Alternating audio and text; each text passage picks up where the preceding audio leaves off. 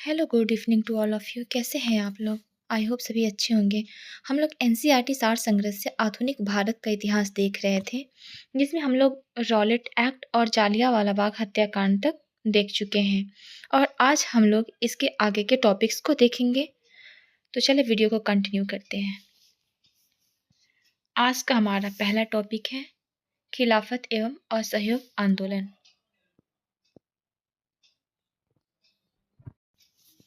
खिलाफत एवं असहयोग आंदोलन स्टार्ट करते हैं। भारत में चलाया गया खिलाफत आंदोलन का प्रमुख कारण क्या था? भारत में चलाए गए खिलाफत आंदोलन का प्रमुख कारण तुर्की में खलीफा पद को इंग्लैंड द्वारा समाप्त कर दिया जाना था। वर्ष 1919 में दिल्ली में आयोजित अखिल भारतीय खिलाफत कमेटी की अध्यक्षता किसके द्वारा की गई? महात्मा गांधी के द्वारा। वर्ष 1920 में इलाहाबाद में आयोजित सम्मेलन के दौरान खिलाफत समिति के द्वारा गांधी जी को असहयोग आंदोलन प्रारंभ करने का अनुरोध किया गया था। वर्ष 1920 में इलाहाबाद में आयोजित सम्मेलन के दौरान खिलाफत समिति के द्वारा गांधी जी को असहयोग आंदोलन प्रारंभ करने का अनुरोध किया गया था। खिलाफत आंदोलन के प्रमुख नेता कौन थे? शौकत अली, मोहम्मद अली। शौकत अली एंड मोहम्मद अली। भारतीय राष्ट्रीय कांग्रेस ने पहला असहयोग आंदोलन किस वर्ष प्रारंभ किया? 1920 में।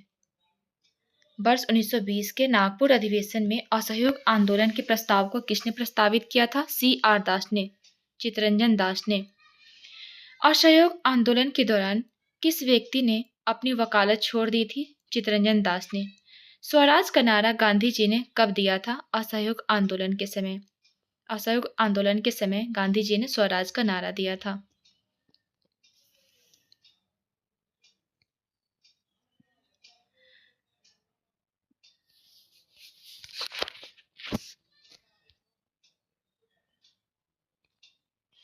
आगे असहयोग के दौरान महात्मा गांधी ने कैसरे हिंद की उपाधि त्याग दी थी। वर्ष 1921-22 के असहयोग आंदोलन का मुख्य परिणाम क्या था? हिंदू मुस्लिम एकता। महात्मा गांधी द्वारा चलाया गया प्रथम जन आंदोलन कौन था? असहयोग आंदोलन। असहयोग आंदोलन महात्मा गांधी जी द्वारा चलाया गया प्रथम जन आंदोलन था। असहयोग आंदोलन के दौरान विदेशी वस्त्रों को जलाए जाने पर किसने महात्मा गांधी को लिखा कि यह निष्ठुर बर्बादी है? रविंद्रनाथ टैगोर ने। चौरी चौरा कांड 5 फरवरी 1922 को गोरखपुर जिले के उत्तर प्रदेश में घटित हुई, जिसके कारण गांधी जी ने असहयोग आंदोलन वापस ले लिया। असहयोग आंदोलन स्टार्ट कब हुई थी? 1920 में स्टार्ट हुई थी और किस कारण इसको वापस लिया गया? तो 5 फरवरी 1922 को चौरी चौरा कांड होती है उत्तर प्रदेश के गोरखपुर जिले में। नेक्स्ट देखते हैं, चौरी चौरा घटना के समय महात्मा गांधी कहाँ पर थे? बारदोली। चौरी चौरा की घटना के समय महात्मा गांधी कहाँ पे थे? बारदोली में। असहयोग आंदोलन कब समाप्त हुआ? वर्ष 1922 में। असहयोग आंदोलन कब समाप्त हुआ? वर्ष 1922 में, चौरी चौरा हत्याकांड के बाद। नेक्स्ट है, असहयोग आंदोलन के दौरान मोतीलाल नेहरू, CR दास, C राजगोपालाचारी, वल्लभ भाई पटेल, आसफ अली, T प्रकाशन व राजेंद्र प्रसाद जैसे प्रमुख वकीलों ने अपनी वकालत छोड़ दी। असहयोग आंदोलन के दौरान मोतीलाल नेहरू, CR दास, C राजगोपालाचारी, वल्लभ भाई पटेल, आसिफ अली, T प्रकाशन व राजेंद्र प्रसाद जैसे प्रमुख वकीलों ने अपनी वकालत छोड़ दी। नेक्स्ट है, स्वराज पार्टी कांग्रेस का लाहौर अधिवेशन एवं पूर्ण स्वराज प्रस्ताव। स्वराज पार्टी कांग्रेस का लाहौर अधिवेशन एवं पूर्ण स्वराज प्रस्ताव, इसको देखते हैं। स्वराज पार्टी को किसने स्थापित किया था? CR दास एवं मोतीलाल नेहरू। स्वराज पार्टी किससे संबंधित है? CR दास एवं मोतीलाल नेहरू। स्वराज पार्टी की स्थापना मार्च 1923 में की गई थी। CR दास इसके अध्यक्ष, मोतीलाल नेहरू इसके महासचिव चुने गए थे। स्वराज पार्टी के अध्यक्ष कौन थे? तो CR दास एंड महासचिव मोतीलाल नेहरू। कब स्वराज पार्टी की स्थापना की गई थी? मार्च 1923 में। स्वराज पार्टी के गठन के लिए किस कांग्रेस अध्यक्ष ने अध्यक्ष पद से त्यागपत्र दिया था? तो CR दास ने। स्वराज पार्टी के गठन के लिए किस कांग्रेस अध्यक्ष ने अध्यक्ष पद से त्याग दिया था? तो CR दास ने अध्यक्ष पद से त्यागपत्र दिया था। एक बार फिर से देखेंगे। स्वराज पार्टी के गठन के लिए किस कांग्रेस अध्यक्ष ने पद से त्यागपत्र दिया था? CR दास। देशबंधु के नाम से कौन प्रसिद्ध है? चित्तरंजन दास। स्वराज पार्टी का गठन किस आंदोलन की असफलता के कारण या असफलता के पश्चात हुई? असहयोग आंदोलन। स्वराज पार्टी का गठन किस आंदोलन की असफलता के पश्चात हुई? असहयोग आंदोलन। नवंबर 1924 में महात्मा गांधी, CR दास तथा मोतीलाल नेहरू के मध्य एक महत्वपूर्ण समझौता हुआ जिसे गांधी दास पैक्ट के नाम से जाना जाता है। नवंबर 1924 में महात्मा गांधी, CR दास एवं मोतीलाल नेहरू के मध्य एक महत्वपूर्ण समझौता हुआ जिसे गांधी दास पैक्ट या समझौता कहा जाता है।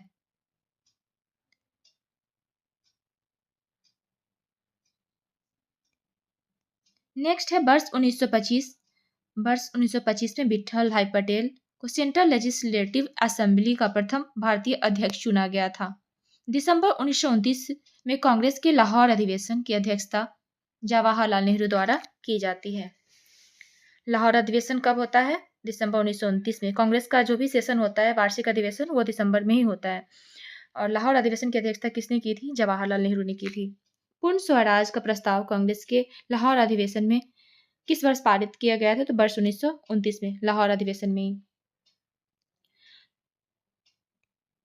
लाहौर अधिवेशन में 31 दिसंबर 1929 के मध्य रात्रि को रावी नदी के तट पर कांग्रेस के अध्यक्ष जवाहरलाल नेहरू ने भारतीय स्वतंत्रता का प्रतीक तिरंगा झंडा फहराया। लाहौर अधिवेशन में 31 दिसंबर 1929 की मध्य रात्रि को रावी नदी के तट पर कांग्रेस के अध्यक्ष जवाहरलाल नेहरू ने भारतीय स्वतंत्रता का प्रतीक तिरंगा झंडा फहराया। कांग्रेस कार्य समिति द्वारा पूर्ण स्वाधीनता दिवस किस दिन मनाया गया? 26 जनवरी 1930 को। कांग्रेस कार्य समिति द्वारा पूर्ण स्वाधीनता दिवस 26 जनवरी 1930 को मनाया गया। नेहरू रिपोर्ट कांग्रेस के किस अधिवेशन में निरस्त घोषित कर दिया गया? लाहौर अधिवेशन 1929। नेहरू रिपोर्ट कांग्रेस के किस अधिवेशन में निरस्त घोषित कर दिया गया? तो लाहौर अधिवेशन 1929। 17 नवंबर 1921 प्रिंस ऑफ वेल्स के भारत आगमन पर संपूर्ण भारत में सार्वजनिक हड़ताल का आयोजन किया गया। 17 नवंबर 1921 को प्रिंस ऑफ वेल्स के भारत आगमन पर संपूर्ण भारत में सार्वजनिक हड़ताल का आयोजन किया गया। आगे देखते हैं साइमन कमीशन। साइमन कमीशन, जिसे श्वेत कमीशन भी कहा जाता है, किस वर्ष नियुक्त किया गया? वर्ष 1927 में। साइमन कमीशन की नियुक्ति किस वर्ष होती है? तो वर्ष 1927 में। साइमन कमीशन का गठन क्यों किया गया था? भारत शासन अधिनियम जो कि 1919 का था, जिसमें मोंटेस्क्यू चेम्सफोर्ड सुधार भी कहा जाता है, उसकी समीक्षा हेतु साइमन कमीशन का गठन किया गया था। भारतीयों ने साइमन कमीशन का बहिष्कार क्यों किया था? क्योंकि इसमें कोई भी सदस्य भारतीय नहीं थे। इसमें कोई भी भारतीय सदस्य नहीं थे, इसीलिए साइमन कमीशन का बहिष्कार किया गया था। साइमन कमीशन के विरोध में हुए लाठीचार्ज साइमन कमीशन के विरोध में हुए लाठीचार्ज में लाला लाजपत राय घायल हुए और कुछ दिनों बाद उनकी मृत्यु हो गई। साइमन कमीशन के विरोध में हुए लाठीचार्ज 1928 में लाला लाजपत राय घायल हुए और उनकी मृत्यु हो गई। पंजाब केसरी की उपाधि किससे दी गई थी? लाला लाजपत राय को। लाला लाजपत राय की मृत्यु कब होती है? 1928 में होती है।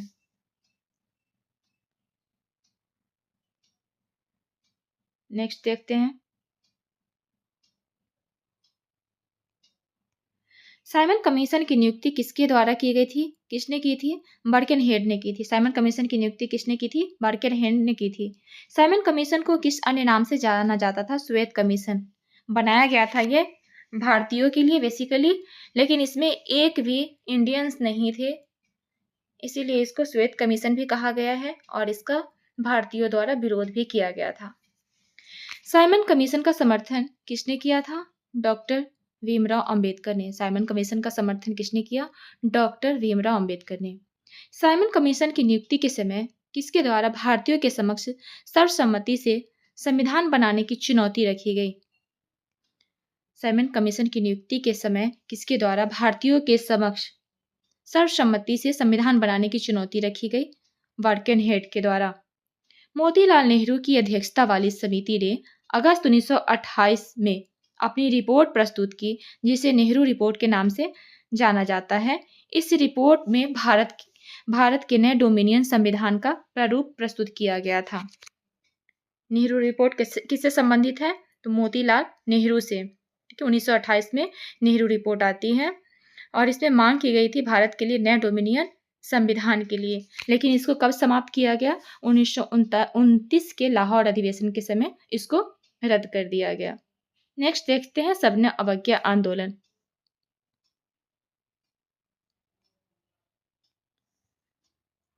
कांग्रेस के किस अधिवेशन में कार्यकारी कमेटी को सविनय अवज्ञा आंदोलन प्रारंभ करने का अधिकार दिया गया था? लाहौर अधिवेशन।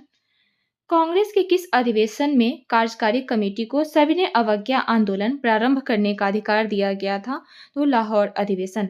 महात्मा गांधी ने वर्ष 1930 में कहां से सविनय अवज्ञा आंदोलन का आरंभ किया? दांडी, गुजरात से। महात्मा गांधी ने 1930 में सविनय अवज्ञा आंदोलन का शुभारंभ दांडी, गुजरात से किया। सविनय अवज्ञा आंदोलन के अंतर्गत गांधी जी अपने 78 अनुयायियों के साथ 12 मार्च 1930 को साबरमती आश्रम से यात्रा प्रारंभ की और 6 अप्रैल 1930 को दांडी पहुंचकर यात्रा समाप्त की। इस यात्रा को दांडी मार्च के नाम से जाना जाता है या दांडी मार्च कहते हैं। नेक्स्ट देखते हैं नमक सत्याग्रह। नमक सत्याग्रह के समय गांधी जी के गिरफ्तार हो जाने के बाद आंदोलन के नेता के रूप में उनका स्थान अब्बास तैयब जी ने लिया। यानी नमक सत्याग्रह के दौरान जब गांधी जी की गिरफ्तारी हो जाती है तो फिर इस आंदोलन को किसने संभाला? तो अब्बास तैयब जी ने संभाला था।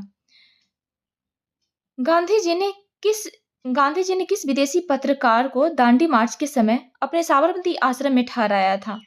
वेब मिलर ने इनकी भूरी भूरी प्रशंसा भी की थी। गांधी जी ने किस विदेशी पत्रकार को दांडी मार्च के समय अपने साबरमती आश्रम में ठहराया था? तो वेब मिलर। महात्मा गांधी धरसना नामक गोदाम पर कांग्रेस कार्यकर्ताओं के धावे के समय किस स्थान पर थे? यरवदा जेल में।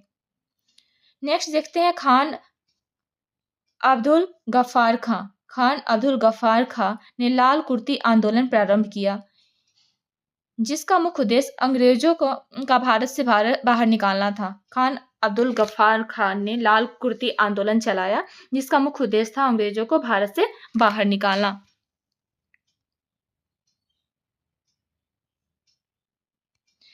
नेक्स्ट है आचार्य विनोबा भावे किस आंदोलन में सम्मिलित होने के कारण गिरफ्तार हुए थे? तो सविनय अवज्ञा आंदोलन। आचार्य विनोबा भावे किस आंदोलन में शामिल होने के कारण प्रथम बार गिरफ्तार हुए? सविनय अवज्ञा आंदोलन में शामिल होने के कारण प्रथम बार आचार्य विनोबा भावे गिरफ्तार किए गए। गांधी जी ने सविनय अवज्ञा आंदोलन की असफलता के बाद रचनात्मक कार्यों को अत्यधिक महत्व दिया। किस आंदोलन के दौरान गढ़वाल रेजिमेंट के सैनिकों ने प्रदर्शनकारियों पर गोली चलाने से इनकार कर दिया? सविनय अवज्ञा आंदोलन। गढ़वाल रेजिमेंट के सैनिकों ने प्रदर्शनकारियों पर गोली चलाने से इनकार कर दिया, तो सविनय अवज्ञा आंदोलन के दौरान। वर्ष 1930 में अंग्रेज सरकार के विरुद्ध प्रसिद्ध पेशावर कांड का नायक कौन था? वीरचंद्र सिंह गढ़वाली। पेशावर कांड का नायक वीरचंद्र सिंह गढ़वाली थे। तमिलनाडु में चक्रवर्ती राजगोपालाचारी ने दांडी यात्रा की तरह त्रिचुनापल्ली से बेदरान्य तक की यात्रा की थी। किसने की थी? चक्रवर्ती राजगोपालाचारी ने। नेक्स्ट है जिया तरंग आंदोलन। जिया तरंग आंदोलन कहाँ प्रारंभ किया गया था? तो नागालैंड में। जिया तरंग आंदोलन नागालैंड। प्रभावती देवी किस क्षेत्र से संबंधित है? किस स्वतंत्रता संग्राम की सेनानी थी? तो चंपारण, बिहार। प्रभावती देवी किस क्षेत्र की स्वतंत्रता संग्राम की सेनानी थी? तो चंपारण, बिहार। बेगूसराय के चौकीदारी टैक्स के विरुद्ध आंदोलन किस एक आंदोलन का कारण था? तो सविनय अवज्ञा आंदोलन। नेक्स्ट है वर्ष 1930 में स्वाधीनता दिवस मनाने के पश्चात गांधी जी के नेतृत्व में सविनय अवज्ञा आंदोलन प्रारंभ किया गया।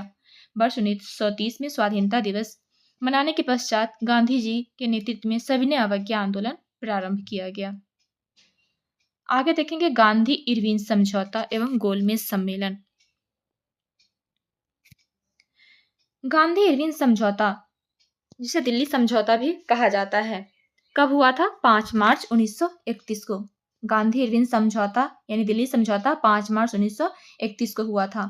गांधी इरविन समझौते में किस आंदोलन का स्थगन किया जाना प्रस्तावित था? तो सविनय अवज्ञा आंदोलन। भारतीय राष्ट्रीय कांग्रेस के प्रतिनिधि किस गोलमेज सम्मेलन में शामिल हुए थे? द्वितीय गोलमेज सम्मेलन में। भारतीय राष्ट्रीय कांग्रेस के प्रतिनिधि किस गोलमेज सम्मेलन में सम्मिलित हुए? तो द्वितीय गोलमेज सम्मेलन में। द्वितीय गोलमेज सम्मेलन में भाग लेने के लिए महात्मा गांधी बंबई से लंदन SS राजपुताना नामक जहाज से गए थे। वे लंदन के किंग्सले हॉल में ठहरे थे। राजपुताना जहाज बहुत इंपॉर्टेंट है, बार बार एग्जाम में पूछा जाता है। आप लोग अगर प्रीवियस ईयर क्वेश्चन को बनाते होंगे तो पता होगा। द्वितीय गोलमेज सम्मेलन में कांग्रेस का प्रतिनिधित्व किसके द्वारा किया गया था? तो महात्मा गांधी। द्वितीय गोलमेज सम्मेलन में कांग्रेस का प्रतिनिधित्व किसने किया? महात्मा गांधी। लंदन में प्रथम गोलमेज सम्मेलन में किस भारतीय नेता ने भाग लिया? मौलाना मोहम्मद अली ने। मौलाना मोहम्मद अली ने। लंदन में संपन्न हुए गोलमेज सम्मेलन में किसने भारतीय ईसाइयों का प्रतिनिधित्व किया था? KT पाल ने।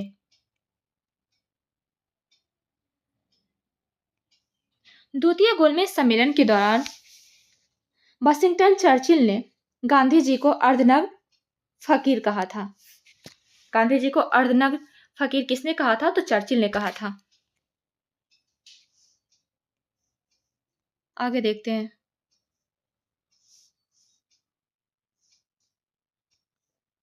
सम्मेलन और उसका वर्ष। प्रथम गोलमेज सम्मेलन 12 नवंबर 1930 से 19 जनवरी 1931 तक। द्वितीय गोलमेज सम्मेलन 7 सितंबर 1931 1 दिसंबर 1931 तक। तृतीय गोलमेज सम्मेलन 17 नवंबर 1932 से 24 दिसंबर 1932 तक। द्वितीय गोलमेज सम्मेलन में कांग्रेस सम्मिलित होती है। नेक्स्ट देखते हैं द्वितीय गोलमेज सम्मेलन किस मुद्दे पर असफल रहा? तो सांप्रदायिक प्रतिनिधित्व के मुद्दे पर। द्वितीय गोलमेज सम्मेलन क्यों असफल रहा? तो सांप्रदायिक प्रतिनिधित्व के मुद्दे पर। वर्ष 1931 में भारतीय राष्ट्रीय कांग्रेस के कराची अधिवेशन के लिए किसने मूल अधिकारों तथा आर्थिक कार्यक्रमों पर संकल्प प्रारूप पारित किया? पंडित जवाहरलाल नेहरू ने। वर्ष 1931 का कांग्रेस का जो अधिवेशन होता है वो कहाँ पे होता है? कराची में होता है। नेक्स्ट देखेंगे किस भारतीय ने नेता तीनों गोलमेज सम्मेलनों में भाग लिया था? यानी कौन से भारतीय नेता थे जिसने तीनों गोलमेज सम्मेलन में भाग लिया? तो वो BR अम्बेडकर थे। BR अम्बेडकर तीनों गोलमेज सम्मेलन में सम्मिलित हुए थे। गांधी इरविन समझौता के हस्ताक्षरित होने में तेज बहादुर सप्रू ने महत्वपूर्ण भूमिका निभाई थी। गांधी इरविन समझौते के हस्ताक्षरित होने में तेज बहादुर सप्रू ने महत्वपूर्ण भूमिका निभाई थी। इरविन तथा गांधी को दो महात्मा किसने कहा था? सरोजनी नायडू ने। सरोजनी नायडू ने गांधी तथा इरविन को दो महात्मा कहा था। नेक्स्ट है गांधी इरविन समझौते को कांग्रेस के किस अधिवेशन में स्वीकार कर लिया गया? कराची अधिवेशन 1931। गांधी इरविन समझौते को कांग्रेस के किस अधिवेशन में स्वीकार किया गया? कराची अधिवेशन 1931। नेक्स्ट है सांप्रदायिक पंचायत एवं पूना पैक्ट।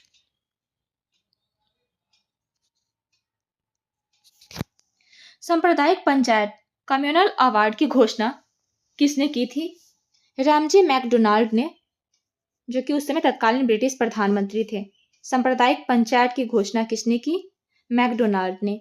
हरिजनों के लिए अगस्त 1932 में रामजे मैकडोनाल्ड ने सांप्रदायिक पंचायत के द्वारा पहली बार पृथक निर्वाचन समूह का निर्माण किया था। महात्मा गांधी ने अपना पहला आमरण अनशन कब प्रारंभ किया? सांप्रदायिक पंचायत के समय में। महात्मा गांधी के द्वारा पहला आमरण अनशन सांप्रदायिक पंचायत के समय में किया गया था। कब किया गया? अगस्त 1932 में। नेक्स्ट है पूना पैक्ट किस वर्ग से संबंधित है? तो दलित वर्ग से। पूना पैक्ट किससे संबंधित है? दलित वर्ग से डॉक्टर भीमराव अंबेडकर की इसमें महत्वपूर्ण भूमिका थी। बी आर अम्बेडकर व गांधी जी के मध्य कौन सा समझौता हुआ था? तो पूना समझौता हुआ था। दलित वर्गों का संघ किसने स्थापित किया? डॉक्टर बी आर अम्बेडकर ने। दलित वर्गों का संघ डॉक्टर बी आर अम्बेडकर ने। नेक्स्ट है सांप्रदायिक अवार्ड एवं पूना पैक्ट में दलित वर्ग के लिए कितनी सीटें दी गई थी? क्रमशः 71 एवं 148। महात्मा गांधी क्षणिक भूत की भांति धूल उठाते हैं लेकिन अस्तर नहीं, यह कथन किसने कहा था? डॉक्टर बी आर अम्बेडकर ने। डॉक्टर बी आर अम्बेडकर ने महात्मा गांधी के लिए कहा कि महात्मा गांधी क्षणिक भूत की भांति धूल उठाते हैं लेकिन अस्तर नहीं। नेक्स्ट देखते हैं वर्ष 1932 के पूना पैक्ट के बाद महात्मा गांधी ने ऑल इंडिया अर्नट चैरिटी लीग की स्थापना की। बाद में उसका नाम बदलकर हरिजन सेवक संघ कर दिया गया। इसके प्रथम अध्यक्ष घनश्याम दास बिरला थे। क्या है? वर्ष 1932 में पूना पैक्ट के बाद महात्मा गांधी ने ऑल इंडिया अर्नट चैरिटी लीग की स्थापना की। बाद में उसका नाम बदलकर हरिजन सेवक संघ कर दिया गया और इसके प्रथम अध्यक्ष घनश्याम दास बिरला थे। नेक्स्ट है पूना समझौता के बाद गांधी जी ने दलित उत्थान के लिए किस संस्था की स्थापना की थी? तो हरिजन सेवक संघ। हरिजन सेवक संघ की स्थापना किसके द्वारा की गई? गांधी जी के द्वारा की गई। पूना समझौता के बाद दलित वर्गों के उत्थान के लिए। वर्ष 1936 में इंडिपेंडेंट लेबर पार्टी का गठन किसके द्वारा किया गया? डॉक्टर भीमराव अंबेडकर के द्वारा। 1936 में इंडिपेंडेंट लेबर पार्टी का गठन डॉक्टर भीमराव अंबेडकर के द्वारा किया गया। दलित समुदायों को सर्वप्रथम हरिजन शब्द से किसने संबोधित किया था? तो महात्मा गांधी ने। हरिजन शब्द किसने दिया? महात्मा गांधी ने दिया। नेक्स्ट है वाशिंगटन चर्चिल सहित अनेक ब्रिटिश नेताओं ने गांधी इरविन समझौते का विरोध किया था। आगे बढ़ते हैं। आगे है प्रांतीय चुनाव और मंत्रिमंडल का गठन, कांग्रेस समाजवादी पार्टी एवं त्रिपुरी अधिवेशन। इसको देखते हैं।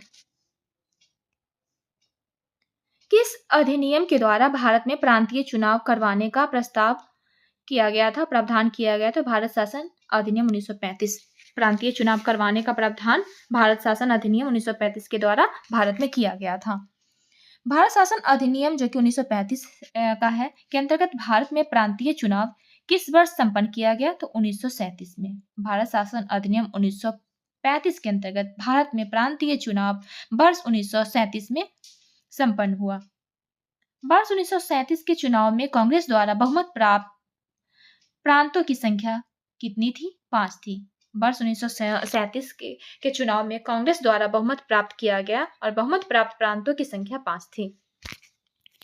नेक्स्ट है कांग्रेस ने 11 प्रांतों में से 8 प्रांतों में सरकार बनाई। पंजाब में मुस्लिम लीग तथा यूनिस्ट पार्टी तथा बंगाल में कृषक प्रथा पार्टी मुस्लिम लीग ने मिलकर संयुक्त सरकार का गठन किया। एक बार फिर से देखेंगे। कांग्रेस ने 11 प्रांतों में से 8 प्रांतों में सरकार बनाई। पंजाब में मुस्लिम लीग तथा यूनियनिस्ट पार्टी ने तथा बंगाल में कृषक प्रजा पार्टी तथा मुस्लिम लीग ने मिलकर संयुक्त सरकार का गठन किया। आगे देखेंगे। वर्ष 1937 में हुए प्रांतीय चुनाव के बाद कांग्रेस ने कुल कितने समय तक शासन किया? तो 28 माह तक। 1937 में हुए प्रांतीय चुनाव के बाद कांग्रेस कुल 28 माह तक शासन किया। वर्ष 1938 में भारतीय राष्ट्रीय कांग्रेस के हरिपुरा जो कि गुजरात में है, हरिपुरा अधिवेशन की अध्यक्षता किसने की थी? सुभाष चंद्र बोस ने। वर्ष 1938 का कांग्रेस अधिवेशन हरिपुरा में संपन्न होता है जिसकी अध्यक्षता सुभाष चंद्र बोस द्वारा की जाती है। भारतीय राष्ट्रीय कांग्रेस के किस अधिवेशन में हुए कांग्रेस अध्यक्ष के चुनाव में सुभाष चंद्र बोस ने पट्टाभी सीतारामैया को पराजित किया था? तो त्रिपुरी अधिवेशन 1939 का। इसी में गांधी जी द्वारा ये बोला गया था कि ये पट्टाभी सीतारामैया की हार नहीं, ये मेरी निजी हार है।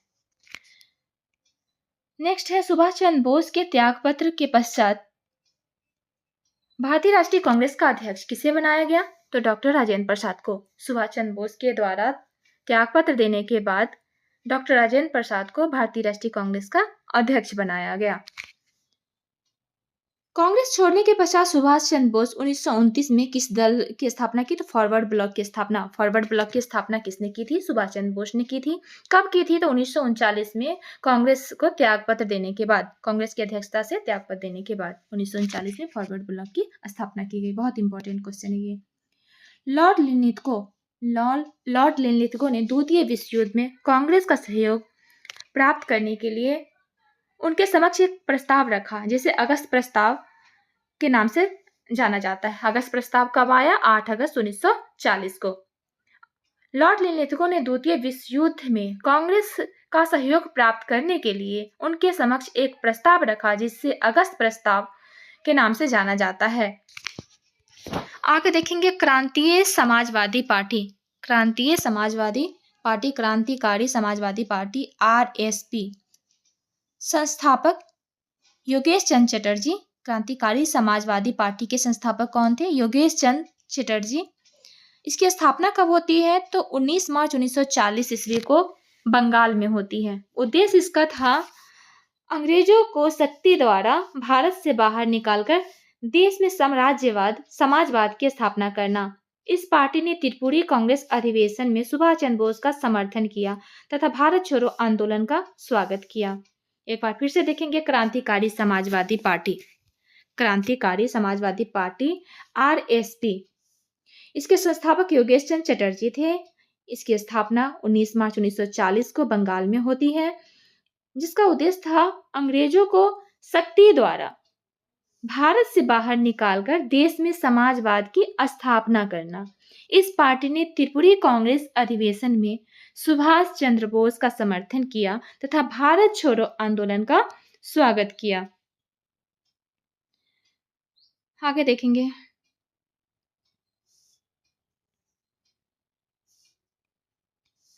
1937 के प्रांतीय चुनाव तथा प्रधानमंत्री। असम।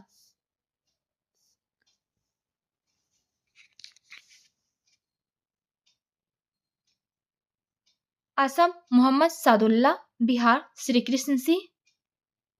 बंगाल फजलुल हक। ओडिशा वीएन दास। उत्तर पश्चिम प्रांत डॉक्टर खान साहब।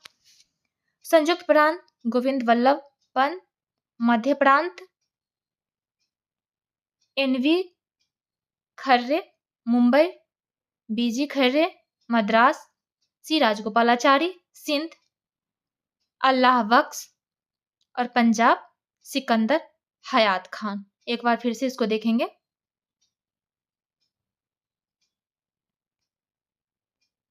1937 में प्रांतीय चुनाव तथा प्रधानमंत्री।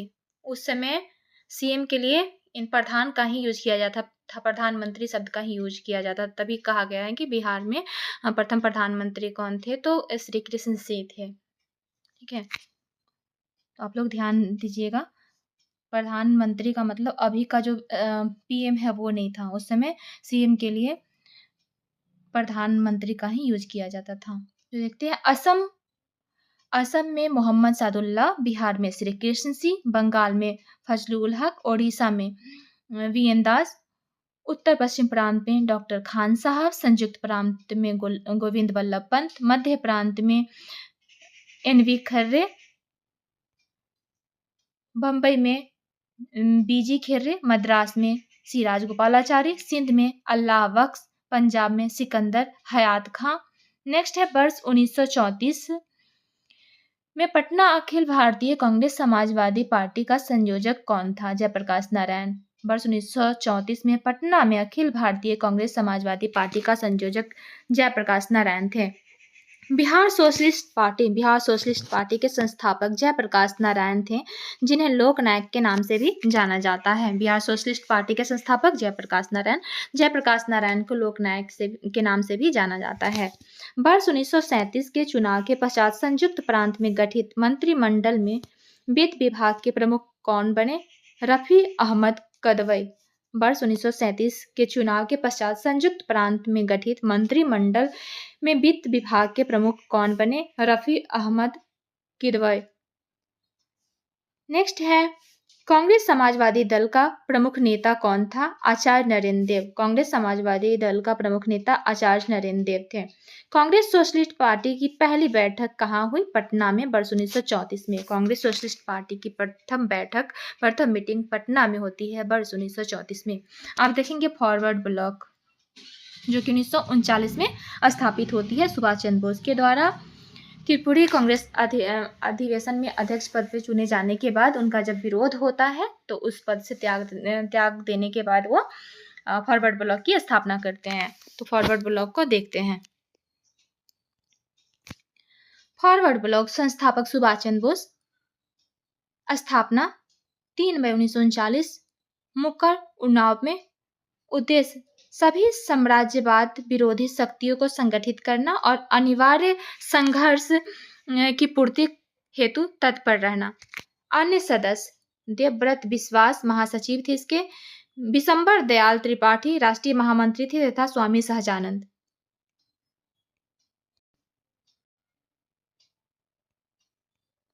वर्ष 1937 के प्रांतीय चुनाव विधानसभाओं हेतु वर्ष 1937 के प्रांतीय चुनाव में कुल 1585 सीटों में से कांग्रेस को 760 सीटें प्राप्त हुई। वर्ष 1937 में प्रांतीय चुनाव जो कि विधानसभा हेतु था, उसमें कुल 1585 सीटों में से कांग्रेस को 707 सीटें प्राप्त हुई थी।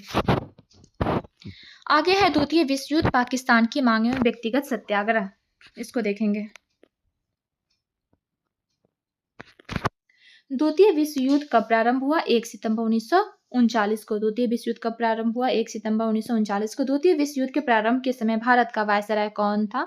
Lord Linlithgow. लॉर्ड लिनलिथगो के समय में द्वितीय विश्व युद्ध प्रारंभ हुआ था।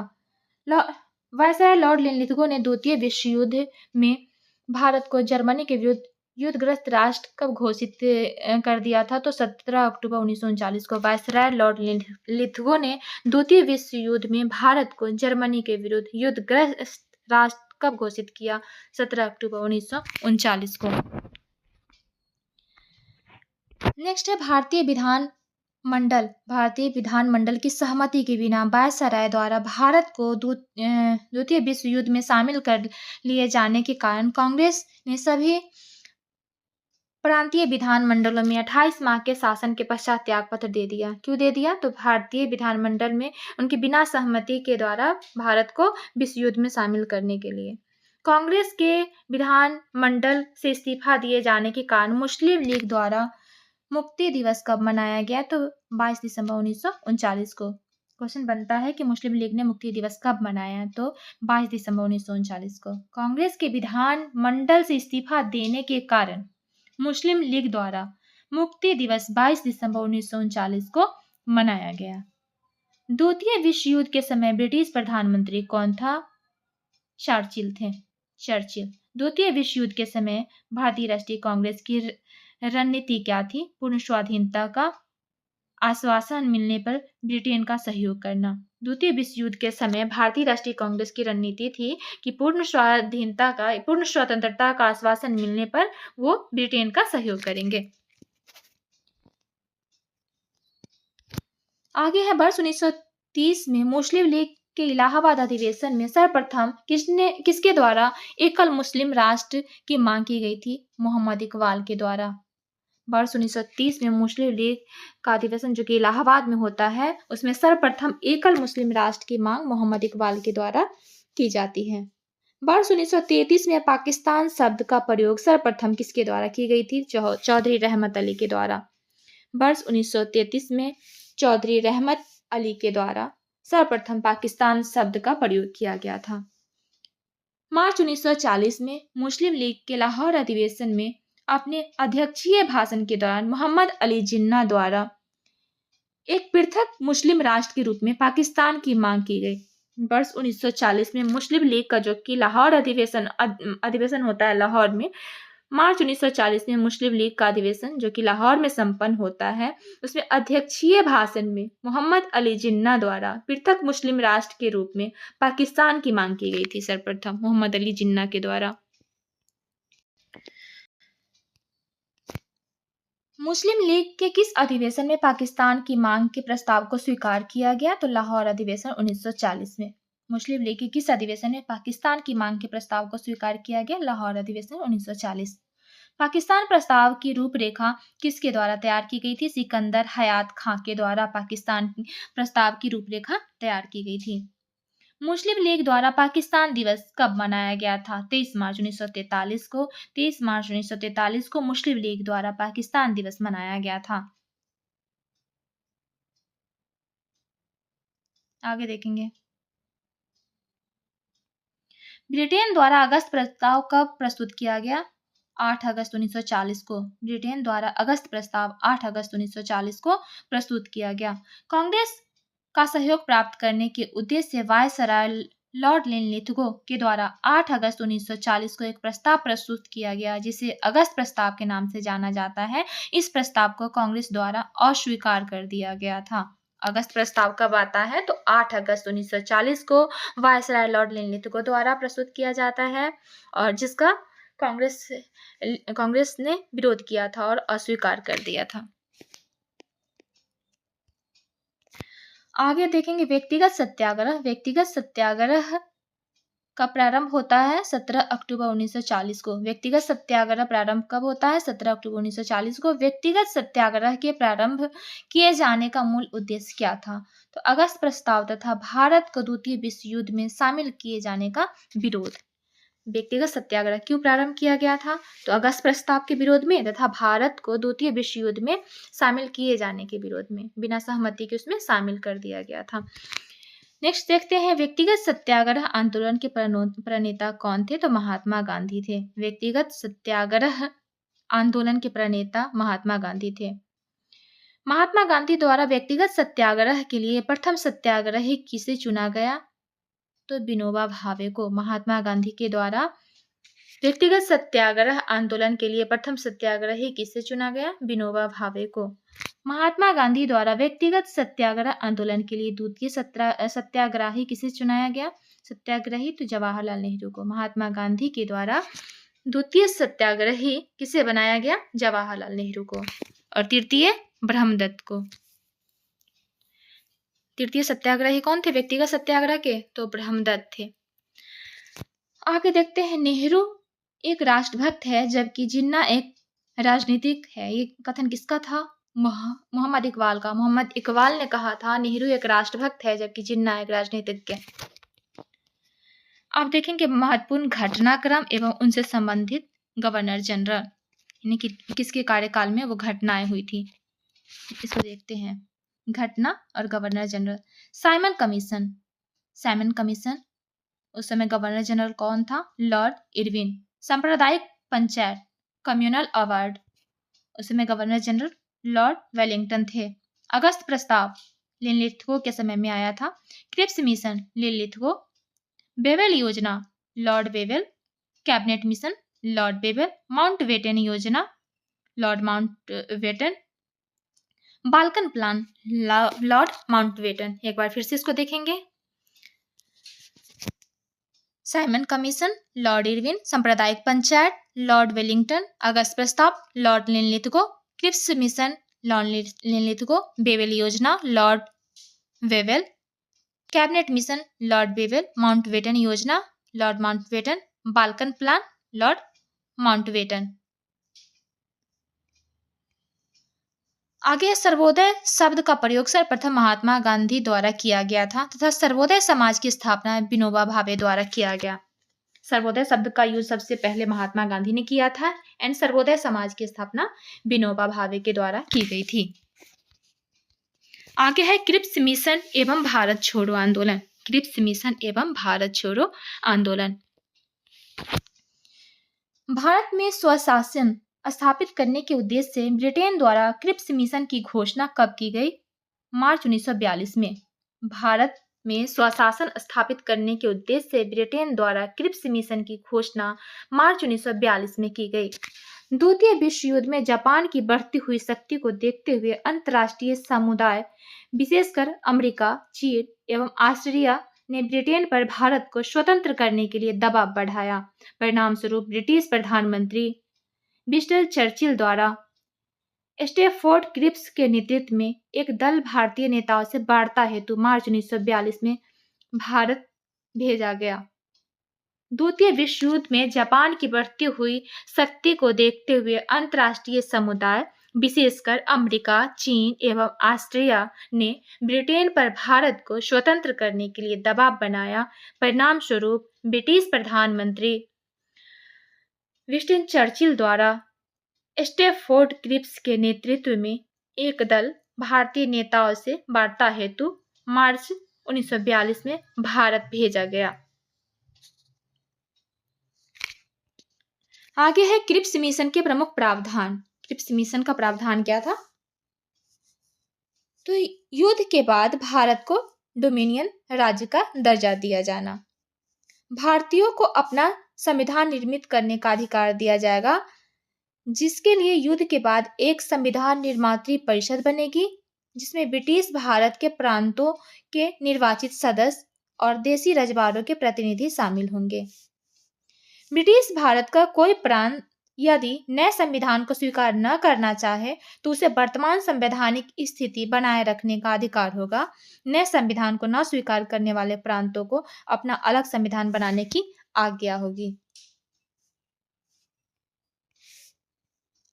आगे है युद्ध के दौरान ब्रिटिश वायसराय की एक नए कार्यकारी परिषद का गठन किया जाएगा, जिसमें भारतीय जनता के प्रमुख वर्गों के प्रतिनिधि शामिल होंगे, परंतु रक्षा मंत्रालय ब्रिटिश नेतृत्व के पास में होगा। आगे है 14 जुलाई 1942। 14 जुलाई 1942 को कांग्रेस कार्य समिति द्वारा भारत छोड़ो आंदोलन का प्रस्ताव कहाँ पारित किया गया? वार्धा में। भारत छोड़ो आंदोलन किसके नेतृत्व में संचालित किया गया? महात्मा गांधी के नेतृत्व में। भारत छोड़ो आंदोलन किसके नेतृत्व में प्रारंभ हुआ? महात्मा गांधी। 7 अगस्त 1942 को बंबई के ऐतिहासिक ग्वालियर टैंक में अखिल भारतीय कांग्रेस कमेटी की वार्षिक बैठक हुई, जिसमें वर्धा प्रस्ताव या भारत छोड़ो आंदोलन की पुष्टि हुई। कुछ संशोधनों के बाद 8 अगस्त 1942 को यह प्रस्ताव स्वीकार कर लिया गया और भारत के स्वतंत्रता संघर्ष के अंतर्गत अंग्रेजों के विरुद्ध भारत छोड़ो आंदोलन प्रारंभ करने की घोषणा की गई। आगे है भारत छोड़ो आंदोलन कब प्रारंभ हुआ? 9 अगस्त 1942 को। भारत छोड़ो आंदोलन कब प्रारंभ हुआ? 9 अगस्त 1942 को। प्रस्ताव को कब स्वीकार किया गया था? तो 8 अगस्त 1942 को। और प्रारंभ कब होता है? नेक्स्ट अगले डे 9 अगस्त 1942 को। आगे देखते हैं।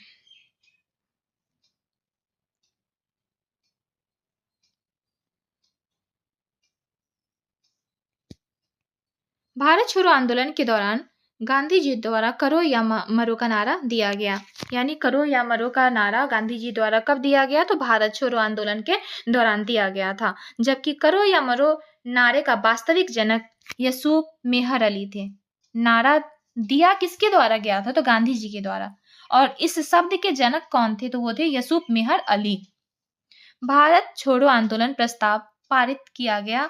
उस समय कांग्रेस के अध्यक्ष कौन थे? मौलाना अबुल कलाम आजाद। भारत छोड़ो आंदोलन प्रस्ताव पारित किया गया। उस समय कांग्रेस के अध्यक्ष कौन थे? मौलाना अबुल कलाम आजाद। सबसे युवा कांग्रेस अध्यक्ष थे और सबसे ज्यादा टाइम तक कांग्रेस अध्यक्ष रहे थे मौलाना अबुल कलाम आजाद। भारत छोड़ो आंदोलन के समय इंग्लैंड के प्रधानमंत्री कौन थे? Washington Churchill. भारत छोड़ो आंदोलन के समय इंग्लैंड के प्रधानमंत्री चर्चिल थे। भारत छोड़ो आंदोलन के दौरान महात्मा गांधी का साथ देने वाले अमेरिकी पत्रकार कौन थे? Louis Fisher. भारत छोड़ो आंदोलन के दौरान महात्मा गांधी के साथ अमेरिकी पत्रकार कौन थे? तो Louis Fisher. Operation zero hour किससे संबंधित है? ऑपरेशन जीरो आवर भारत छोड़ो आंदोलन के दौरान गांधी जी समेत प्रमुख नेताओं की गिरफ्तारी से है। भारत छोड़ो आंदोलन के दौरान गांधी जी को गिरफ्तार करके कहाँ रखा गया था? आगा खां पैलेस, पूना में। भारत छोड़ो आंदोलन के दौरान महात्मा गांधी को गिरफ्तार कर आगा खां पैलेस पूना में रखा गया था। भारत छोड़ो आंदोलन के दौरान जेल से फरार होकर किसने भूमिगत गतिविधि को संगठित किया था? जयप्रकाश नारायण। भारत छोड़ो आंदोलन के दौरान जेल से फरार होकर किसने भूमिगत गतिविधि को संगठित किया था? तो जयप्रकाश नारायण। राजविलास के जंगल से भूमिगत होकर उन्होंने गतिविधि को संगठित किया था। नेक्स्ट देखते हैं, डॉक्टर राजेंद्र प्रसाद को 9 अगस्त 1942 को गिरफ्तार करके कहाँ रखा गया था? तो बांकीपुर जेल में। डॉक्टर राजेंद्र प्रसाद को 9 अगस्त 1942 को गिरफ्तार किया गया था ऑपरेशन जीरो आवर के तहत भारत छोड़ो आंदोलन के समय। तो उनको कहाँ पे रखा गया था? तो बांकीपुर जेल में रखा गया था। बांकीपुर पटना में है। आगे देखेंगे, भारत छोड़ो आंदोलन के दौरान उषा मेहता, राम मनोहर लोहिया, अरुणा आसफ अली, जयप्रकाश नारायण आदि ने प्रमुख शीर्ष नेताओं के गिरफ्तार हो जाने के पश्चात नियमित रूप से रेडियो के माध्यम से आंदोलन का नेतृत्व किया था। भारत छोड़ो आंदोलन के दौरान नियमित रूप से रेडियो के माध्यम से किसने आंदोलन का नेतृत्व प्रदान किया था? तो उषा मेहता, राम मनोहर लोहिया, अरुणा आसफ अली, जयप्रकाश नारायण आदि प्रमुख नेताओं ने। भारत छोड़ो आंदोलन के दौरान बलिया में किसके द्वारा समानांतर सरकार की स्थापना की गई थी? चित्तू पांडे के द्वारा। चित्तू पांडे के द्वारा बलिया में समानांतर सरकार की स्थापना की गई थी भारत छोड़ो आंदोलन के दौरान। बंगाल के मिदनापुर जिले में जातीय सरकार की स्थापना किस वर्ष की गई? वर्ष 1942 में। बंगाल के मिदनापुर जिले में जातीय सरकार की स्थापना वर्ष 1942 में की गई। भारत छोड़ो आंदोलन को किस अन्य नाम से जाना जाता है? तो अगस्त क्रांति। भारत छोड़ो आंदोलन को किस अन्य नाम से जाना जाता है? अगस्त क्रांति। लॉर्ड लिनलिथगो ने गांधी जी के आंदोलन को राजनीतिक फिरौती की संज्ञा दी थी। गांधी जी के आंदोलन को किसने राजनीतिक फिरौती की संज्ञा दी थी? तो लॉर्ड लिनलिथगो ने। महात्मा गांधी ने क्रिप्स मिशन को उत्तर तिथीय चेक, पोस्ट डेटेड चेक की संज्ञा दी थी। महात्मा गांधी ने क्रिप्स मिशन को क्या कहा था? उत्तर तिथीय चेक की संज्ञा दी थी। आगे है आजाद हिंद फौज एंड बेवेल योजना तथा शाही नौसेना विद्रोह।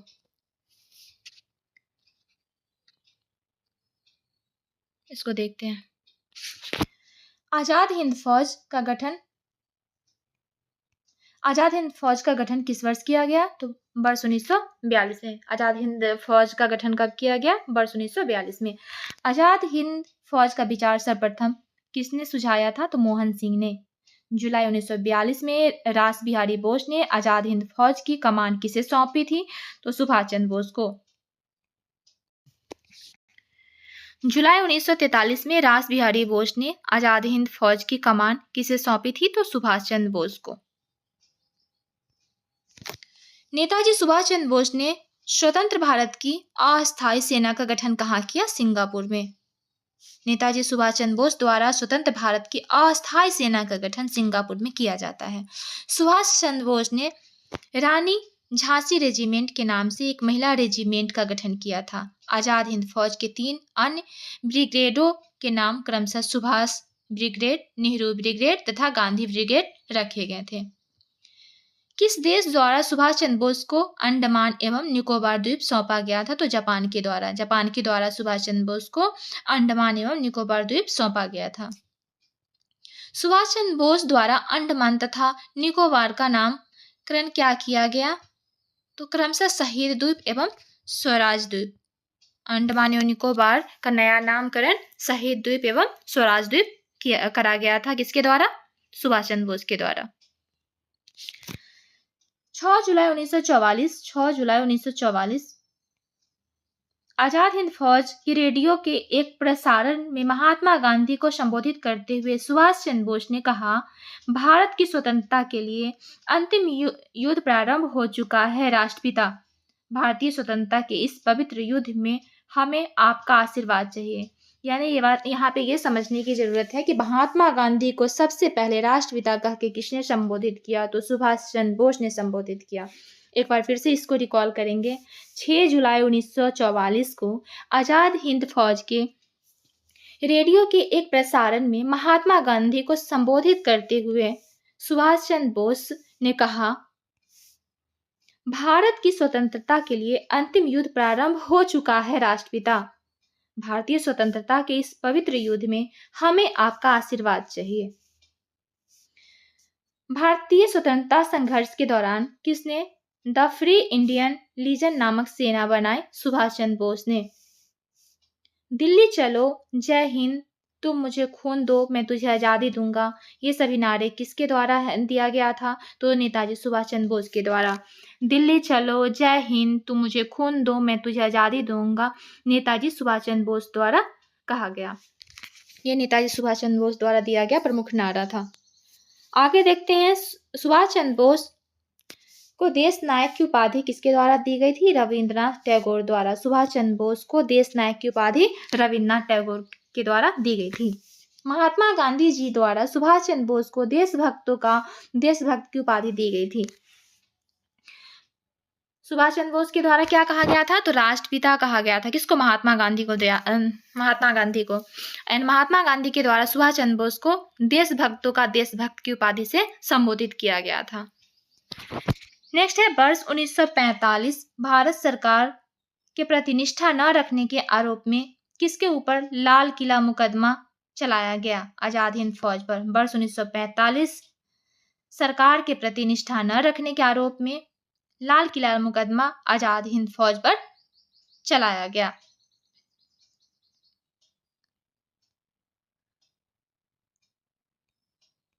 आगे है, ब्रिटिश सरकार ने आजाद हिंद फौज के सैनिकों एवं अधिकारियों को गिरफ्तार कर नवंबर 1945 में दिल्ली के लाल किले में उन पर मुकदमा चलाया। इनमें 3 अभियुक्तों प्रेम सहगल, गुरुबख्श सिंह ढिल्लों एवं शाहनवाज खां को फांसी की सजा तथा रशीद अली को 7 वर्ष का कारावास तथा दंड निर्धारित किया गया, परंतु बाद में जनता के भारी विरोध के कारण उन्हें दोष मुक्त कर दिया गया। एक बार फिर से इसको रिकॉल करेंगे। ब्रिटिश सरकार ने आजाद हिंद फौज के सैनिकों एवं अधिकारियों को गिरफ्तार कर नवंबर 1945 में दिल्ली के लाल किले में उन पर मुकदमा चलाया। इनमें से 3 अभियुक्तों प्रेम सहगल, गुरुबख्श सिंह ढिल्लों एवं शाहनवाज खां को फांसी की सजा तथा रशीद अली को 7 वर्ष के कारावास का दंड निर्धारित किया गया, परंतु बाद में जनता के भारी विरोध के कारण उसे दोष मुक्त कर दिया गया। आगे है, किस वायसराय के द्वारा आजाद हिंद फौज के अभियुक्तों को क्षमा कर दिया गया? Lord Wavell. वर्ष 1944 में CR फार्मूला किसके द्वारा प्रस्तुत किया गया? C राजगोपालाचारी के द्वारा। CR फार्मूला जो कि 1944 में प्रस्तुत किया गया था C राजगोपालाचारी के द्वारा। भारतीय राजनीतिक गतिविधियों को दूर करने के लिए बेवेल योजना का प्रस्तुत की गई। 14 जून 1945 बेवेल योजना 14 जून 1945 भारतीय राजनीतिक गतिविधियों को दूर करने के लिए। बेवेल योजना पर विचार करने के लिए आयोजित शिमला सम्मेलन में कांग्रेस की ओर से किसने प्रतिनिधित्व किया था? मौलाना अबुल कलाम आजाद। बेवेल योजना पर विचार करने के लिए शिमला सम्मेलन में कांग्रेस की ओर से मौलाना अबुल कलाम आजाद ने प्रतिनिधित्व किया था। नेक्स्ट है, भारतीय राष्ट्रीय कांग्रेस का लगातार 6 वर्षों तक अध्यक्ष रहने वाले व्यक्ति कौन थे? मौलाना अबुल कलाम आजाद। भारतीय राष्ट्रीय कांग्रेस का लगातार 6 वर्षों तक अध्यक्ष रहने वाले व्यक्ति मौलाना अबुल कलाम आजाद थे। आजाद हिंद फौज के विरुद्ध मुकदमे में कांग्रेस द्वारा गठित आजाद हिंद फौज बचाव समिति का अध्यक्ष कौन था? भूलाभाई देसाई।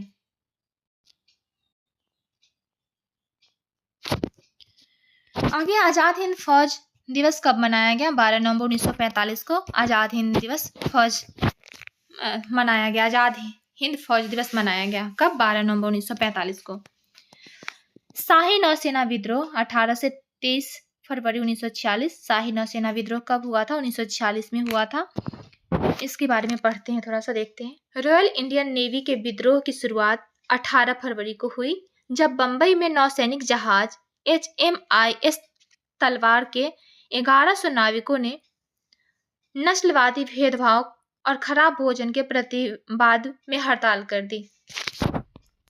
सैनिकों की मांग यह भी थी कि नाविक बीसी दत्त को, जिसे जहाज की दीवारों पर भारत छोड़ो लिखने के आरोप में गिरफ्तार कर लिया गया था, रिहा किया जाए। सैनिकों की मांग थी कि नाविक बीसी दत्त को रिहा किया जाए। इस देशव्यापी विस्फोट की स्थिति में वल्लभ भाई पटेल ने हस्तक्षेप किया। पटेल ने उन्हें आत्मसमर्पण की सलाह दी। विद्रोहियों ने आत्मसमर्पण करते हुए कहा कि हम भारत के सामने आत्मसमर्पण कर रहे हैं, ब्रिटेन के सामने नहीं। आगे 26 जनवरी 1950 को भारत का संविधान लागू हुआ और इसी के साथ भारत एक गणतंत्र राष्ट्र बन गया। 26 जनवरी 1950 को भारत का संविधान लागू हुआ और इसी के साथ भारत का गणतंत्र राष्ट्र बन गया। भारत एक गणतंत्र राष्ट्र बन गया। आगे है कैबिनेट मिशन, संविधान सभा तथा अंतरिम सरकार का गठन। कैबिनेट मिशन, संविधान सभा तथा अंतरिम सरकार का गठन, इसको देखते हैं। ब्रिटिश प्रधानमंत्री एटली लेबर पार्टी से थे। इनके द्वारा भारतीय नेताओं से बातचीत के लिए किस संसदीय दल का गठन किया गया? Cabinet mission. कैबिनेट मिशन कब भारत आया? 24 मार्च 1946 को। कैबिनेट मिशन कब भारत आता है? 24 मार्च 1946 को। कैबिनेट मिशन की अध्यक्षता ब्रिटेन में भारत मंत्री लॉर्ड पैथिक लॉरेंस द्वारा की गई तथा इसमें शामिल 2 अन्य सदस्य थे, क्रिप्स एवं अलेक्जेंडर। यानी कैबिनेट मिशन में कौन कौन शामिल था? लॉरेंस, क्रिप्स एवं अलेक्जेंडर। याद करने में शॉर्टकट सही रहता है। आगे देखते हैं कैबिनेट मिशन के भारत आगमन के समय कांग्रेस के अध्यक्ष कौन थे? मौलाना अबुल कलाम आजाद। कैबिनेट मिशन के भारत आगमन के समय कांग्रेस अध्यक्ष मौलाना अबुल कलाम आजाद रहते हैं।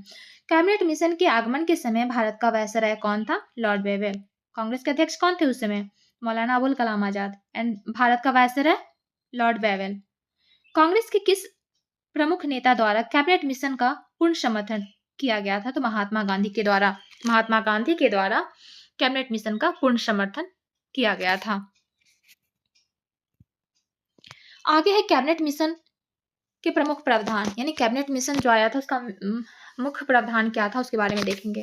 भारत की एकता बनाए रखी जाए, मुस्लिम लीग की पाकिस्तान की मांग अस्वीकार कर दी गई, भारत एक संघ होगा जिसमें ब्रिटिश प्रांत तथा देसी रियासतें शामिल होंगी, संविधान सभा का गठन किया जाएगा जिसमें प्रांतीय विधानसभा तथा देसी रियासतों के प्रतिनिधि शामिल होंगे। एक बार फिर से कैबिनेट मिशन के प्रमुख प्रावधान को देखेंगे। भारत की एकता बनाए रखी जाए, मुस्लिम लीग की पाकिस्तान की मांग अस्वीकार कर दी गई, भारत एक संघ होगा जिसमें ब्रिटिश प्रांत तथा देसी रियासतें शामिल होगा, संविधान सभा का गठन किया जाएगा जिसमें प्रांतीय विधानसभा तथा देसी रियासतों के प्रतिनिधि शामिल होंगे।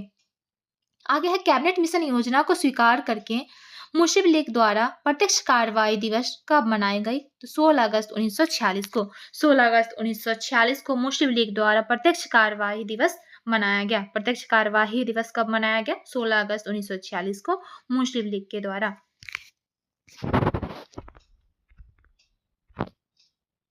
आगे है प्रत्यक्ष कार्यवाही दिवस के दौरान हिंसक घटनाओं को शांत कराने के लिए गांधी जी कहाँ गए थे?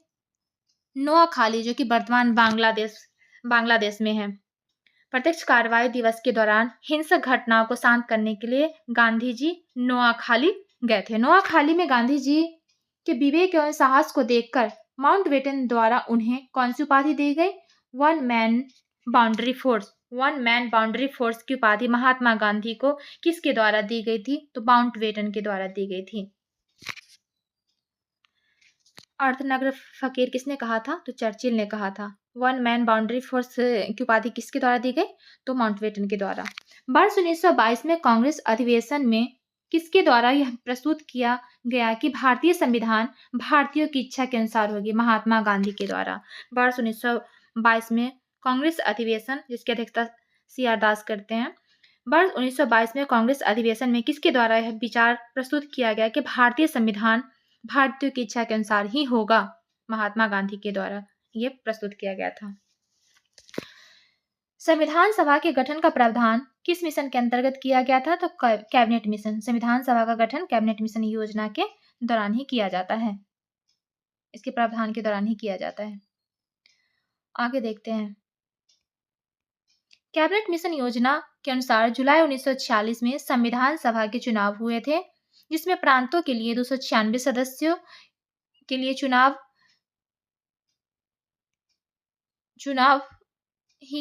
हुए। कांग्रेस के 208, मुस्लिम लीग के 73 तथा 15 अन्य दलों और स्वतंत्र उम्मीदवार निर्वाचित हुए। एक बार फिर से देखेंगे। कैबिनेट मिशन योजना के अनुसार जुलाई 1946 में संविधान सभा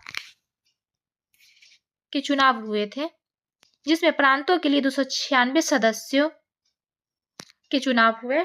कांग्रेस के 208, मुस्लिम लीग के 73 तथा 15 अन्य दलों और स्वतंत्र उम्मीदवार निर्वाचित हुए थे।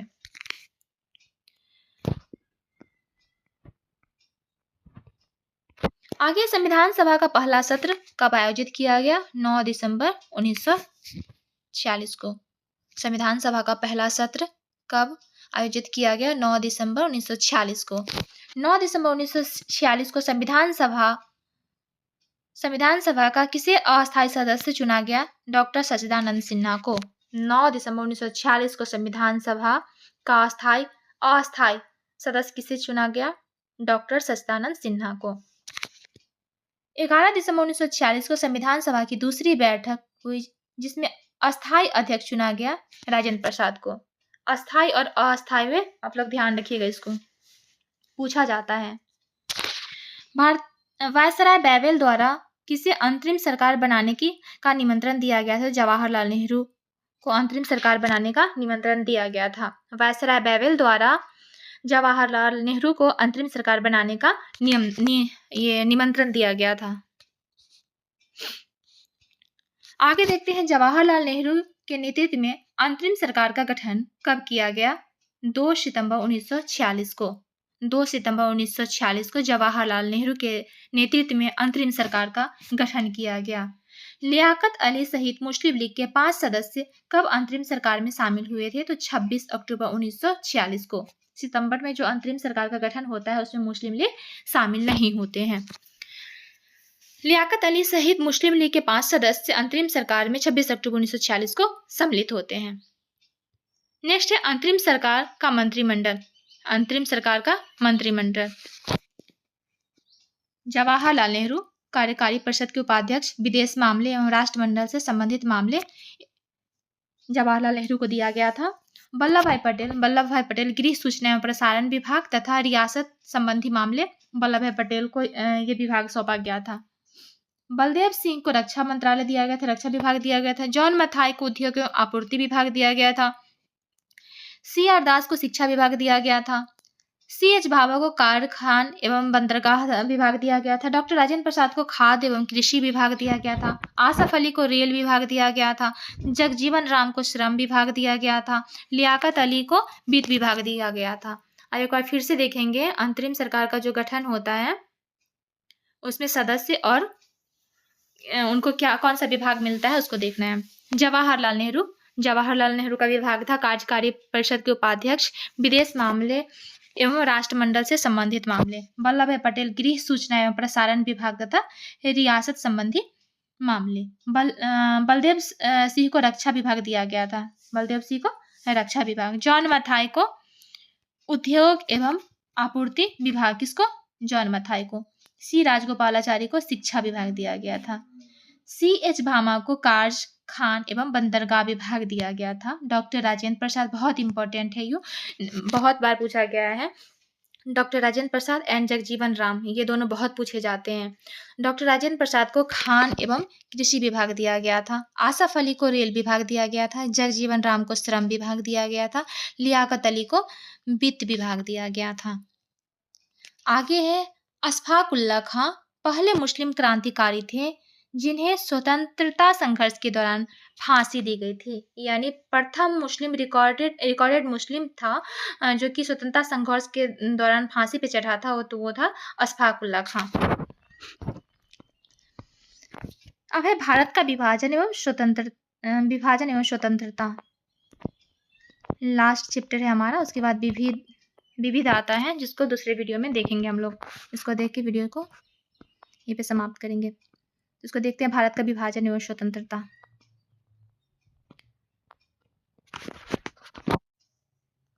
20 फरवरी 1947 को किस ब्रिटिश प्रधानमंत्री द्वारा जून 1948 से पहले भारत छोड़ने की घोषणा की गई थी? क्लीमेंट एटली के द्वारा। एटली के द्वारा 20 फरवरी 1947 को किस ब्रिटिश प्रधानमंत्री द्वारा जून 1948 से पहले भारत छोड़ने की घोषणा की गई थी? तो क्लीमेंट एटली द्वारा यह घोषणा की गई थी कि जून 1948 से पहले भारत को स्वतंत्र कर दिया जाएगा। क्लीमेंट एटली ने लॉर्ड बेवेल के स्थान पर किसे वायसराय नियुक्त किया था? तो लॉर्ड माउंटबेटन को। एटली ने लॉर्ड बेवेल के स्थान पर किसे वायसराय नियुक्त किया? तो लॉर्ड माउंटबेटन को। माउंटबेटन द्वारा विभाजन के साथ सत्ता हस्तांतरण के लिए योजना कब प्रस्तुत की गई? 3 जून 1947 को। माउंटबेटन द्वारा विभाजन के साथ सत्ता हस्तांतरण के लिए योजना 3 जून 1947 को प्रस्तुत की गई, जिसे माउंटबेटन योजना भी कहा जाता है। किस योजना को 3 जून योजना के नाम से भी जाना जाता है? तो माउंटबेटन योजना को। माउंटबेटन योजना को 3 जून योजना के नाम से भी जाना जाता है। आगे है माउंटबेटन योजना के प्रमुख प्रावधान। माउंटबेटन योजना के प्रमुख प्रावधान को देखेंगे। पंजाब और बंगाल में हिंदू मुसलमान बहुलक जिलों के प्रांतीय विधानसभा के सदस्यों की अलग बैठक बुलाई जाए। उनके प्रतिनिधियों को यह निश्चित करना था कि प्रांत का विभाजन हो अथवा नहीं। पंजाब और बंगाल में हिंदू मुस्लिम बहुलक जिलों के प्रांतीय विधानसभा के सदस्यों की अलग बैठक बुलाई जाए। उनके प्रतिनिधियों से यह निश्चित करना था कि प्रांत का विभाजन हो अथवा नहीं। विभाजन होने की दशा में 2 डोमिनियनों भारत और पाकिस्तान तथा 2 संविधान सभाओं का निर्माण किया जाएगा। उत्तर पश्चिमी सीमा प्रांत तथा असम के सिलहट जिले में जनमत संग्रह द्वारा यह पता लगाया जाएगा कि वे भारत के किस भाग में रहना चाहते हैं। उत्तर पश्चिमी सीमा प्रांत तथा असम के सिलहट जिले में जनमत संग्रह द्वारा यह पता लगाया जाएगा कि वे भारत के किस भाग में रहना चाहते हैं। विभाजन के गतिरोध को दूर करने के लिए एक सीमा आयोग का गठन किया जाएगा। माउंटबेटन योजना के प्रमुख प्रावधान क्या थे? तो पंजाब और बंगाल में हिंदू बहुलक जिलों के प्रांतीय विधानसभा के सदस्यों की अलग बैठक बुलाई जाए। उनके प्रतिनिधियों को यह निश्चित करना था कि प्रांत का विभाजन हो अथवा नहीं। विभाजन होने की दशा में 2 डोमिनियनों भारत और पाकिस्तान तथा 2 संविधान सभाओं का निर्माण किया जाएगा। नेक्स्ट था उत्तर पश्चिमी सीमा प्रांत तथा असम के सिलहट में जनमत संग्रह द्वारा यह पता लगाया जाए कि भारत के किस भाग में रहना चाहते हैं। विभाजन के गतिरोध को दूर करने के लिए एक सीमा आयोग का गठन किया जाएगा। आगे है भारत विभाजन के संदर्भ में वर्ष 1947 में नियुक्त सीमा आयोग की अध्यक्षता किसने की थी? तो सिरिल रेडक्लिफ ने। भारत विभाजन के संदर्भ में वर्ष 1947 में नियुक्त सीमा आयोग की अध्यक्षता किसने की थी? तो सिरिल रेडक्लिफ ने। कांग्रेस के किस अधिवेशन में भारत के विभाजन का प्रस्ताव स्वीकार किया गया था? दिल्ली अधिवेशन। भारत विभाजन का प्रस्ताव स्वीकार किया गया था दिल्ली अधिवेशन के दौरान। भारत का विभाजन स्वीकार किए जाने के समय कांग्रेस का अध्यक्ष कौन था? जेबी कृपलानी। भारत का विभाजन स्वीकार किए जाने के समय कांग्रेस का अध्यक्ष कौन था? जेबी कृपलानी। वह कौन राष्ट्रवादी मुस्लिम नेता था जिसने विभाजन को कभी स्वीकार नहीं किया? खान अब्दुल गफ्फार खान। खान अब्दुल गफ्फार खान राष्ट्रवादी मुस्लिम नेता थे जिसने विभाजन को कभी भी स्वीकार नहीं किया। आगे है माउंटबेटन ने भारत की आजादी के लिए डिकी वर्ड प्लान तैयार किया, जिसे नेहरू ने यह कहते हुए अस्वीकार कर दिया कि यह योजना भारत के बाल्कनीकरण को आमंत्रित करेगी, इसलिए इस योजना को बाल्कन प्लान भी कहा जाता है। माउंटबेटन ने भारत की आजादी के लिए डिकी वर्ड प्लान तैयार किया था, जिसे नेहरू ने यह कहते हुए अस्वीकार कर दिया कि यह योजना भारत के बाल्कनीकरण को आमंत्रित करेगा, इसलिए इस योजना को बाल्कन प्लान भी कहा जाता है।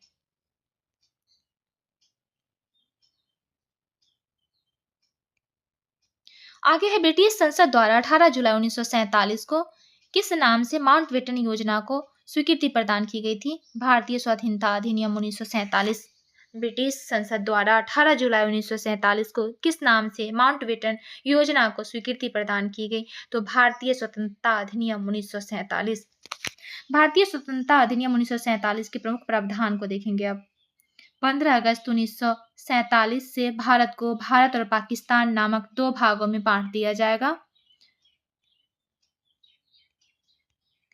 प्रत्येक अधिराज्य में एक गवर्नर जनरल होगा, जिसकी नियुक्ति इंग्लैंड का सम्राट करेगा। नए संविधान का निर्माण होने तथा दोनों राज्यों का प्रशासन भारत शासन अधिनियम 1935 के अनुसार चलाया जाएगा। भारतीय राजद्वारों को स्वतंत्र रहने का विकल्प नहीं दिया जा सकता। उन्हें या तो भारत में रहना होगा या पाकिस्तान में। एक बार फिर से देखेंगे, भारतीय स्वतंत्रता अधिनियम 1947 के प्रमुख प्रावधान क्या क्या है, उनको देखेंगे। 15 अगस्त 1947 से भारत को भारत और पाकिस्तान नामक दो भागों में बांट दिया जाएगा। प्रत्येक अधिराज्य डोमिनियन में एक गवर्नर जनरल होगा, जिसकी नियुक्ति इंग्लैंड के सम्राट करेंगे। नेक्स्ट है, नए संविधान का निर्माण होने तथा दोनों राज्यों का प्रशासन भारत शासन अधिनियम 1935 के अनुसार चलाया जाएगा। भारतीय राजद्वारों को स्वतंत्र रहने का विकल्प नहीं दिया जा सकता। उन्हें या तो भारत में रहना होगा या पाकिस्तान में। आगे देखेंगे, भारत की स्वतंत्रता के समय कांग्रेस का अध्यक्ष कौन था? तो जे.बी. कृपलानी। भारत की स्वतंत्रता के समय कांग्रेस के अध्यक्ष जे.बी. कृपलानी थे। भारत का अंतिम वायसराय कौन था? Lord Mountbatten. भारत का अंतिम वायसराय लॉर्ड माउंटबेटन। स्वतंत्र भारत का प्रथम गवर्नर जनरल कौन था? Lord Mountbatten. स्वतंत्र भारत का प्रथम गवर्नर जनरल कौन था? Lord Mountbatten. स्वतंत्र भारत के प्रथम एवं अंतिम भारतीय गवर्नर जनरल कौन थे? सी राजगोपालाचारी। सी राजगोपालाचारी प्रथम एवं अंतिम गवर्नर जनरल थे भारत के। उसके बाद ये गवर्नर जनरल का पद समाप्त हो जाता है। स्वतंत्र भारत के प्रथम एवं अंतिम गवर्नर जनरल कौन थे? सी राजगोपालाचारी। और भारत के प्रथम गवर्नर जनरल, भारत के स्वतंत्र भारत के प्रथम गवर्नर जनरल की जब बात पूछी जाएगी तो लॉर्ड माउंटबेटन, लेकिन स्वतंत्र भारत के प्रथम भारतीय की जब बात होगी तो सी राजगोपालाचारी थे प्रथम एवं अंतिम। आगे देखेंगे, कांग्रेस के किस प्रमुख नेता ने स्वतंत्रता दिवस के समारोह में भाग नहीं लिया था? महात्मा गांधी। कांग्रेस के किस नेता ने स्वतंत्रता दिवस के समारोह में भाग नहीं लिया? महात्मा गांधी। 15 अगस्त 1947 के मध्य रात्रि में केंद्रीय असेंबली में जनगण मन तथा इकबाल द्वारा रचित सारे जहां से अच्छा हिंदुस्तां हमारा किसके द्वारा गाया गया? तो एम.एस. सुब्बुलक्ष्मी के द्वारा गाया गया। 15 अगस्त 1947। 15 अगस्त 1947। एक मिनट 15 अगस्त 1947 केंद्रीय असेंबली में जनगण मन तथा इकबाल द्वारा रचित सारे जहां से अच्छा हिंदुस्तां हमारा किसके द्वारा गाया गया? तो एम.एस. सुब्बुलक्ष्मी के द्वारा सारे जहां से अच्छा हिंदुस्तां हमारा किसके द्वारा रचित है? तो इकबाल के द्वारा। प्रथम बार भारत के प्रधानमंत्री की नियुक्ति किसके द्वारा की गई थी? तो गवर्नर जनरल के द्वारा। प्रथम बार भारत के प्रधानमंत्री की नियुक्ति किसके द्वारा की गई? गवर्नर जनरल के द्वारा। पाकिस्तान के प्रथम गवर्नर जनरल कौन था? पाकिस्तान का प्रथम गवर्नर जनरल मोहम्मद अली जिन्ना था। पाकिस्तान का प्रथम गवर्नर जनरल मोहम्मद अली जिन्ना। भारतीय संविधान को पूर्ण रूप से कब लागू किया गया? 26 जनवरी 1950 को। भारतीय संविधान को पूर्ण रूप से कब लागू किया गया? 26 जनवरी 1950 को। भारत की स्वतंत्रता के पश्चात लोकसभा का प्रथम अध्यक्ष किसे बनाया गया? जी.बी. मावलंकर को। भारत की स्वतंत्रता के पश्चात लोकसभा का प्रथम अध्यक्ष किसे बनाया गया? जी.बी. मावलंकर को। आगे है गांधी जी की मृत्यु। 30 जनवरी 1948 को जवाहरलाल नेहरू ने कहा था, हमारे जीवन से प्रकाश गायब हो गया। गांधी जी की मृत्यु कब होती है? 30 जनवरी 1948 को। किसके द्वारा? नाथूराम गोडसे के द्वारा। गांधी जी की मृत्यु 30 जनवरी 1948 को होती है, जिस पर गांधी जी ने कहा था, हमारे जीवन से प्रकाश गायब हो गया है। इसी के साथ ही आज के वीडियो को हम यहीं पे समाप्त करते हैं और मिलते हैं जल्द ही नेक्स्ट वीडियो के साथ।